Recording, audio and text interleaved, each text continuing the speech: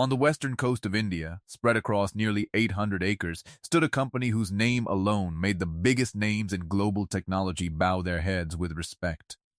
It was called Vedanta Microchip Technologies Private Limited. The campus looked like something out of a science fiction film, towering glass buildings, robotic production lines, thousands of engineers, and machines that never stopped glowing, day or night. This was where some of the most advanced motherboards and micro ICs for the world's smartphones were built. It was said that 1 in every 5 premium smartphones on the planet carried a motherboard that had passed through Vedanta's floors at some point in its life.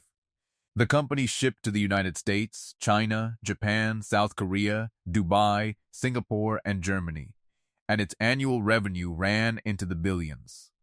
But the heart of this entire empire was a single machine, a machine worth over $1 billion. Its name was the Quantum Lithography X9000, so advanced that only 2 existed in all of Asia. One sat in Japan. The other belonged to Vedanta. Every one of the company's most complex motherboards passed through that machine. If it stopped, the entire production chain stopped with it. And that is exactly what happened. 7 days earlier, on a Monday morning at 8:17 a.m., a red warning light flashed in the control room. Critical system failure. At first, nobody paid much attention. Warnings like that came and went. But within seconds, every light on the machine went dark. Thousands of robotic arms froze mid-motion. The conveyor belt stopped. Silence fell over the entire plant. Engineers came running. The system was restarted. Restarted again. Nothing happened. An hour passed. 2 hours. A full day. Nothing. The next day, the country's top technical experts were called in. They checked every sensor, every cable. They swapped out software, rebooted servers. The machine stayed silent. On the 3rd day, foreign specialists were flown in. On the 4th day, the company's stock began to fall. On the 5th day, international clients started asking questions. On the 6th day, major orders were put on hold. By the 7th day, the crisis had reached its peak. That morning, on the 48th floor of company headquarters, an emergency meeting was called. Tension hung in the air. The directors sat in silence, watching the falling stock price flash red across a massive screen. Then the door opened, and Sanjana Mehta walked in, the CEO of Vedanta Microchip Technologies. 38 years old. One of India's most formidable businesswomen, known for decisions that could move markets worth billions. Employees had a saying: if Sanjana Mehta smiled in a meeting, everything was fine. If her face turned hard, even senior executives began to tremble. Today, her face was stone. "Where are the engineers from Germany?" she asked. "On their way, ma'am," came the reply. Minutes later, the door opened again. In walked 3 foreign engineers, led by Dr. Klaus Richter, Germany's most celebrated machine specialist, a man known around the world as someone who fixed the impossible. For 2 days, he and his team had scanned the machine down to the micron level, opened every sensor, checked every circuit, even built a full digital twin of the system to run simulations. The result? Nothing. "Doctor, Richter report," Sanjana said. The room went silent. "Doctor." Richter set a file gently on the table. "Ma'am, we've examined every component. Electronics, optics, control unit, power matrix, nano-alignment system, everything checks out normal. Then, what's the problem?" He paused, took a breath. "We haven't found the source of the problem. All modules appear healthy. But the machine won't start. We've run every possible test, and we've reached the conclusion that this machine cannot be repaired." The room froze. "What did you say?" Sanjana asked. "It will have to be replaced, ma'am." "Replaced with what? A new machine?" "What would that cost?" "Roughly 15 billion rupees. It landed like a bomb."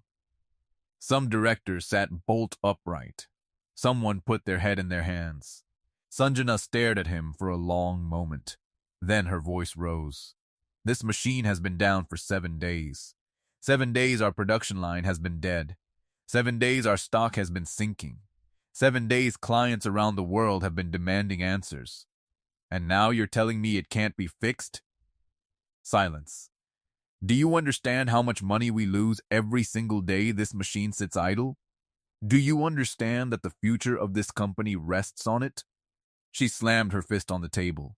If I tell the owner we need to spend 15 billion rupees on a new machine, he will remove me as CEO. I'm sorry, ma'am, doctor, Richter said quietly. We tried everything, but repairing this machine is impossible. Sanjana turned to the window. From the 48th floor, the entire industrial campus stretched below her, a fortune in factories, a future for thousands of employees, all of it hanging by a thread. For the first time, she truly understood how serious this was. Everyone in that room sensed it too. This was no longer just a broken machine. It was the beginning of a storm that could bring down an empire. And no one yet knew that the real secret still hidden inside that machine was about to come out. An unexpected voice in the production hall was silent. The billion-dollar quantum lithography X9000 stood dark and still, just as it had for 7 days. But today, the weight in the air felt heavier than ever. Standing in front of the machine, Sanjana felt something she rarely allowed herself to feel: fear. 7 days ago, she'd been certain this was a minor glitch after all. They had India's best engineers, the most modern factory in the country. It would be solved quickly. But now, the nation's experts had failed. Germany's experts had failed. And she still hadn't told the company's owner the full truth. That fact ate at her more than anything. What if he asks why I didn't tell him sooner?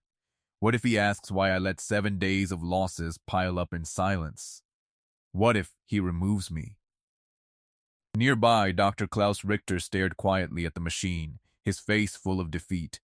The man who fixed impossible machines had, for the first time, given up. Then, suddenly, a voice rang out across the hall. Ma'am, I can fix this machine. Everyone turned. Sanjana, Doctor, Klaus, the engineers, the specialists, all of them looked toward a lone figure standing a short distance away. An old man. White hair, a face lined with age, a simple blue uniform, an old cleaning rag in his hand. He looked about 60. His name was Dindale. He was the company's janitor for years. He had cleaned the restrooms and hallways of the factory. For a moment, the hall was completely still. Then laughter broke out among the staff. Hey, listen up, the bathroom guy's going to fix the machine now. I think Grandpa's lost it. The world's engineers couldn't do it. And this guy's going to? Several people burst out laughing. Sanjana's anger flared. She marched straight toward him. Old man, get out of here. Dindale stood calmly. Do you think this is a joke? 7 days this company has been in crisis. A billion-dollar machine sitting dead. Engineers from around the world have given up. And you're telling me you'll fix it? Dindale said nothing. Do you even know what you're talking about? Do you know what your job even is here? The hall went quiet. Sanjana said with open scorn, a bathroom cleaner is going to fix the quantum lithography X9000. More laughter. But Dindale's expression didn't change. He'd taken the insults, the mockery, all of it, and still, a small, steady confidence remained on his face. Ma'am, trust me, he said again. I can fix this machine. This time there was something in his voice that made the whole hall fall silent for a moment. Sanjana looked into his eyes. Strange, there was no trace of fear in them. Meanwhile, the CEO responsible for billions of dollars was, herself, afraid. A thought crossed her mind. If he fails, the company has someone to blame.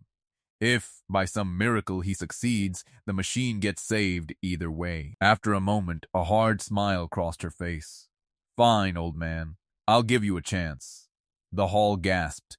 You'll have exactly 3 hours. If you fix this machine, everyone held their breath. I'll give you 10 million rupees. Gasps rippled through the crowd. But if you fail, she continued, coldly, you will stand in front of every news camera in this country and admit that you were the one who sabotaged this machine. The hall went dead silent. Some faces went pale. This was an enormous stake. If Dindale lost, his entire life could be destroyed. "Well," Sanjana said, "do you have the nerve?" A few seconds passed. Then Dindale smiled a calm, steady smile, without a trace of nervousness. "Yes, ma'am. I accept." Sanjana could hardly believe it. "Think carefully. This isn't a game." Dindale nodded. "I've thought about it. If the machine doesn't start, I'll accept your terms." Whispers spread through the hall. This man is out of his mind. He's about to ruin his life. But Dindale's confidence never wavered. He walked slowly toward the machine, laid his hand on its massive steel panel the way one might touch an old friend, and closed his eyes. "Doctor." Klaus's brow furrowed. Something about the way this old man looked at the machine felt strange, almost intimate, as if he'd known it for years, as if he understood some secret about it that no one else did. How is that possible? Sanjana thought. What could a janitor possibly know about the most complex machine in the world? But she shook the thought away. She was certain that in 3 hours this old man would fail, and it would all be over. No one in that hall knew Dindale's story. No one knew what unfinished dreams, what broken hopes, what quiet pain lived inside that old man. Dindale had been born into a modest middle-class family. His father was a truck mechanic. The house was never wealthy, but it was never short on love. From childhood, Dindale had an unusual bond with machines. While other children played with toys, he pulled them apart to see how they worked inside. While other kids played cricket, he opened up old radios, fans, and clocks just to understand their mechanisms. His dream was to become the world's greatest mechanical engineer. At school, teachers whispered about his intelligence more than once. A teacher would sketch a technical diagram, and Dindale would spot the error in it. At first, the teachers were annoyed. Then, they'd look again and realize he was right. Soon, the whole school knew him by a nickname, the heartbeat of machines, because it seemed like he could hear a machine's pulse. His imagination matched his talent. He'd bolt together scraps to build a toy airplane that could fly. He'd wire an old motor into a toy car. He built a device that turned toward sound. His family watched in wonder. His father would smile and say, "One day my son is going to be a great engineer." Dindale believed it too. But fate had other plans. One day, his father was on his way to work when a speeding truck lost control. In moments, everything changed. Dindale lost his father that day, and with him, a piece of his future. Still, he didn't give up. He kept studying, believing things would eventually be all right. But 2 years later, life delivered a second, even heavier blow. His mother was diagnosed with cancer. The treatment was long and expensive, and there was no one left to earn a living. All the responsibility fell on Dindale's shoulders. He worked during the day, cared for his mother at night, and studied in whatever hours remained. But illness doesn't wait for anyone. The medical bills grew. The family's savings disappeared. Eventually, they had to sell their home, the house where he'd grown up, where his father's memory lived, where his dreams had first taken shape. Dindale and his mother ended up living on the street, soaked by rain, shivering in the cold, scorched by the sun. But he never left her side. Some days he had only enough money for one meal, and he gave it to her, sleeping hungry himself. He took whatever work he could find, labor, hauling goods, small errands, sometimes even begging, just to afford her medicine. She was his entire world, and he gave up everything to protect her, his studies, his dreams, his home, his future. But fate wasn't finished. One day, lying in a hospital bed, his mother took his hand, tears in her eyes, and whispered, "Son, don't give up." Before he could answer, she was gone. His world collapsed completely. First his father, then his mother. He had no one left. He had no hope left either, no dream, no goal, no desire. He surrendered himself to whatever life had left for him. Years passed. Eventually, he found work at a company, Vedanta Microchip Technologies. The job was simple: cleaning restrooms, sweeping hallways, mopping floors. Many would have seen it as beneath them. But to Dindayal, no work was big or small anymore. Life had already taken everything from him that a person could fear losing. He took the job. Years went by. But one thing never changed: his love for machines. Whenever he had a spare moment, he'd watch the factory's machines, listen to their sounds, study their rhythms, feel their vibrations. Sometimes he noticed small faults before the engineers ever did. But no one paid attention. His uniform said janitor, and no one bothered to wonder who might be underneath it. Now, standing in front of the quantum lithography X9000, he wasn't afraid because he had already lost everything a person is afraid of losing: family, home, dreams, a future. If the machine didn't start, he might go to prison on false charges and lose the rest of his life behind bars. But that risk felt small compared to the pain he'd already survived. And more than anything, he understood the language of machines. To him, every machine was like a person. If you listened closely enough, it would tell you exactly what was wrong. That was why there was no fear in his eyes. Dindale ran his hand gently over the machine's steel panel, the way you'd greet an old friend. The whole hall held its breath. He checked his old watch. 20 minutes of his 3 hours were already gone. He circled the machine slowly, unhurried, examining a panel here, a connector there, an indicator, a sensor. His face was perfectly calm, as if the hundreds of people watching him didn't exist. Some people grew bored. Some laughed. Some pulled out their phones to record. "Looks like Grandpa came here to sightsee, not fix anything," someone muttered. "Give it 3 hours. Then we'll see," said another. Dindale never turned around. His focus stayed entirely on the machine. A memory surfaced standing beside his father in an old workshop, engine parts scattered everywhere, the smell of oil in the air. His father, opening an engine, saying, "Son, a machine never lies. Look closely enough, and it will tell you exactly what's wrong. Don't rush. Learn to understand it." He opened a large panel and studied the main module inside. Dr. Klaus stepped forward. "We already checked that section. There's nothing there." Dindale didn't answer. He kept working, calm as ever. A while later, he had the main board pulled out entirely, the very component that had already been tested the most. "No use," Dr. Klaus said. "We scanned it at every level. No fault detected." But Dindale kept going. He held the board in both hands, turning it over, studying it for so long that people began to think he was simply lost. Then his brow furrowed. He turned the board over again, and something flickered in his eyes, the look of a man who had just found a clue. He said nothing, just nodded slightly. Maybe he found something. A worker snickered. "Maybe he's reading the machine's horoscope. Next he'll start a prayer ceremony." More laughter. But the German engineers weren't laughing. Dr. Klaus was watching Dindale closely now, because he'd noticed something. This man wasn't nervous. Not even slightly. How can someone with his entire life on the line be this calm? Dindale set the board down and turned, for the first time, to Sanjana. "Ma'am, I need a kilogram of rice." The hall fell silent for a beat, then erupted in laughter.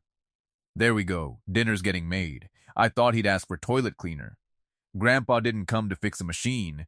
He came to open a kitchen." Sanjana looked at him, baffled, but waved a hand. "Bring it." A worker jogged off and returned with a large container of rice.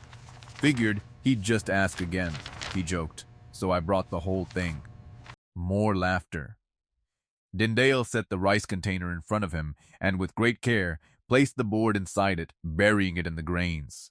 Eyes widened across the hall. "Is he going to cook it with the rice?" "Guess the machine needs kick-thee now." More laughter, but this time, Dr. Klaus wasn't laughing. He was quiet, watching, sensing there had to be a reason behind this. About 10 minutes passed. Then Dindale looked up again. "Ma'am, now I need half a liter of gasoline." The hall went stunned for a second, then erupted louder than before. Now we're definitely cooking something.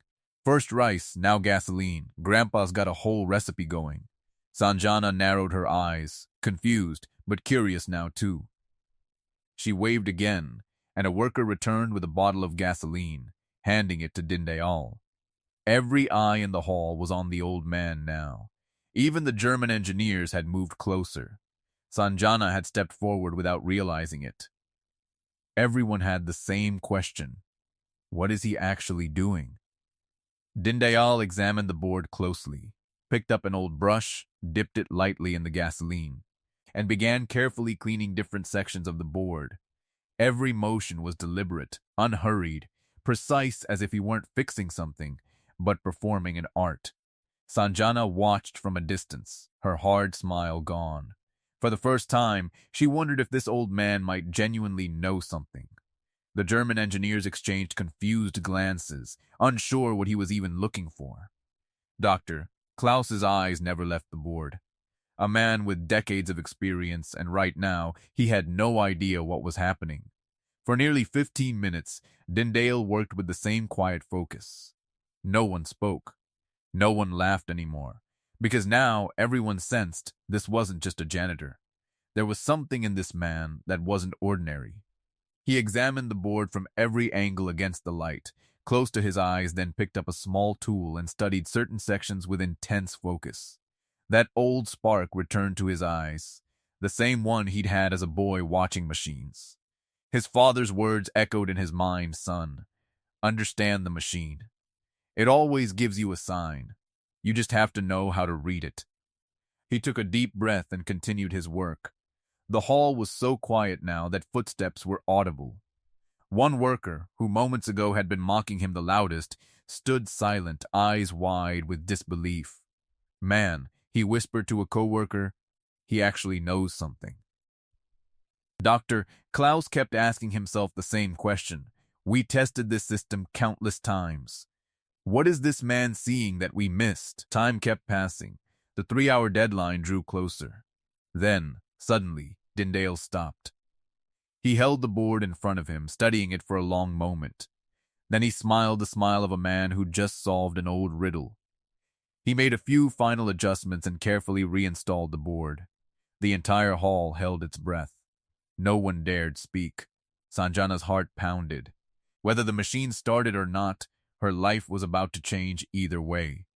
Dindale stepped back, looked at the machine, checked his watch, and said calmly, "Ma'am, please start the machine." The hall stirred. Hundreds of eyes locked onto the machine. A worker said with a faint smile, "All right, now we'll find out," but there was no mockery left in his voice this time, only nerves. Sanjana looked at the operator standing nearby. He nodded shakily, hand trembling as he reached for the start button. The hall fell into a silence unlike anything it had ever known. The button was pressed. 1 second, 2 seconds, 3 seconds. Then, a faint light flickered inside the machine. Then, another. Then, a third. The red warning light that had blinked for 7 straight days went dark, replaced by a steady green glow. Gasps rippled through the crowd. The operator's eyes went wide. An engineer stared at the screen in disbelief. Then, from deep within the machine, came a familiar hum. Robotic systems came alive. Conveyor lines began to move. Sensors came back online. The main system initialized itself, and the quantum lithography X9000 was fully operational again. For a moment, no one could believe it. People stood frozen, as if their bodies had forgotten how to move. Then, the main screen displayed a single message. Production began immediately. The machine started building its first motherboard. Every reading was normal temperature, power flow, every module. And most astonishing of all, the machine seemed even more stable than before. How? How is this possible? One engineer stammered. Dr. Klaus stepped forward, reading the system report once, twice, a third time. His face went pale. He'd seen thousands of machines in his career, but never anything like this. He turned slowly toward Dindale, and for the first time, His eyes held something close to reverence. The hall erupted in thunderous applause. Hundreds of workers rose to their feet. Many still couldn't believe that the man they dismissed for years as just the janitor had done what the world's top experts could not. Within hours, news trucks arrived outside the factory gates. The story spread across the country, where German engineers failed and Indian worker succeeded. Janitor saves billion-dollar machine. Decades of hands-on experience triumphs over top-tier expertise. Social media lit up with Dindale's name. Sanjana approached him, this time with genuine humility, hands folded. We all want to know what was actually wrong.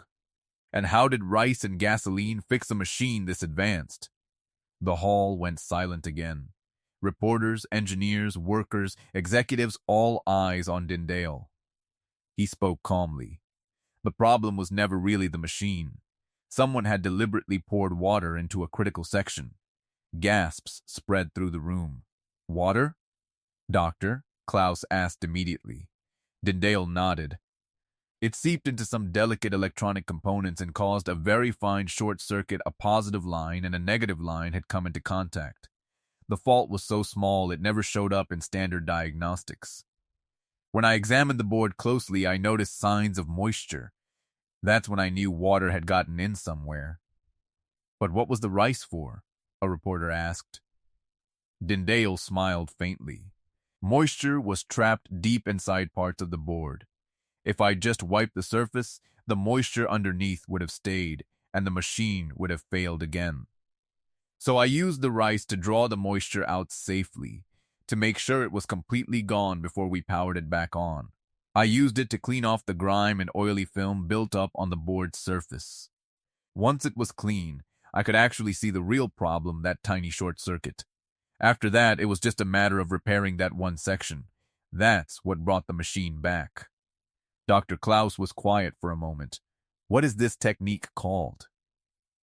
Dindale grinned. The whole hall leaned in. Back home, he said, we call it Desi Jugaad homegrown improvisation. The hall broke into laughter, and applause, not mocking laughter this time, but laughter of genuine respect. Doctor, Klaus laughed too. If this is Jugaad, he said, then it's remarkable. Sanjana immediately ordered a full security investigation. Every camera in the factory was pulled and reviewed for hours. What they found left everyone speechless. The person who had tampered with the machine wasn't an outsider. It was Sanjana's own brother. The hall went completely silent. Sanjana could hardly believe what she was seeing. The investigation revealed that he'd been passed over for a senior position given to another employee, and in his anger, he'd sabotaged the machine, never imagining it could bring the entire company to the brink of collapse. Sanjana's heart broke. But she put the company's principles above family loyalty and acted immediately, having her brother removed from the company. For the first time, employees watched her choose justice over blood ties. Dindale's story soon spread beyond India.